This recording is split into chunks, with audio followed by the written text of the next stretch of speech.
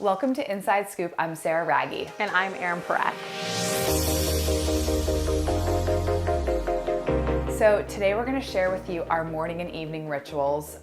It's a conversation that we have a lot with clients that are just starting, and people are constantly picking our brain on how do you get your day started, how do you end your day. So yeah, it's just so important, and it really does. That morning and that evening routine, they bookend and they really help you have such a more productive present day. Absolutely. During the day. Yeah, and especially if you're a busy mom or a traveling executive and you aren't sleeping that much and you've got a lot of stress, just a couple of small practices you can do in the beginning and the end of every day. Doesn't have to take a long time. It doesn't have to take a long time, and it will be a game changer. So first up, well, something we do every morning, folks, is an entire liter of water. That's right. People literally laugh in our faces when we start off a new client and say, you need to have a whole liter of water. I actually, when I met Sarah, kind of thought that's insane. A little intense, but it makes personal experience, it makes a huge difference. It does. If you think about what your body's doing in the evening time, right?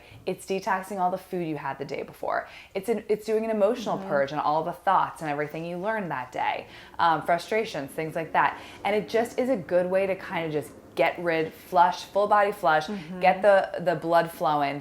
So have an entire liter. It'll take you some time to get used to this, right? Yeah. It'll take maybe a week or two. Start with like 24 ounces, half a liter, something, but just whatever you're drinking, start drinking more and work up to a liter. Absolutely. Yep. And then after that, it is probiotics. We'll take probiotics in the morning. Sometimes we'll take them at night too, if we feel empty stomach. Empty stomach. Definitely start Make it easy and put it by your bedside table. You don't, this brand specifically, this Renew Life, there are a lot of different great probiotics, but this one doesn't have to be refrigerated. So then it's really easy to just have it right by your bedside table with your water. Totally. To make sure your gut microbes are happy, because that is so important. What is this? So I actually didn't know what this was until I married my Indian husband, and his mother gave me one. And it is a tongue cleaner. It is really big in Ayurveda, which is, the Eastern medicine. And again, going back to the fact that your body is detoxing all night long, our tongues get this coating on them, and it is toxins and it is bacteria and things that we do not in our body. So you can just take the tongue scraper, scrape your tongue before you brush your teeth, and you'll be amazed at what actually comes off of it. Yeah, no, it is a little frightening sometimes. It's kind of gross to talk about, but it's another detox practice you can weave in. It takes 2 seconds. Super, super effective. And then, going into two, we're talking about our body's doing all these amazing things and our mind is doing all these amazing detoxes overnight. And you also need to sort of help your mind detox, get things out. And that's where journaling comes into play. Yeah, our gratitude journal. Write down all the things that you're grateful for. Write down your frustrations. Anything that is kind of, some people choose to meditate, some people choose to journal, some people choose to do both. Erin and I both meditate and journal. It just, again, it can be 3 minutes, but you'll find that if you start meditating, you wake up and in your meditation, you've got a ton of thoughts going on and you haven't even left your bed yet.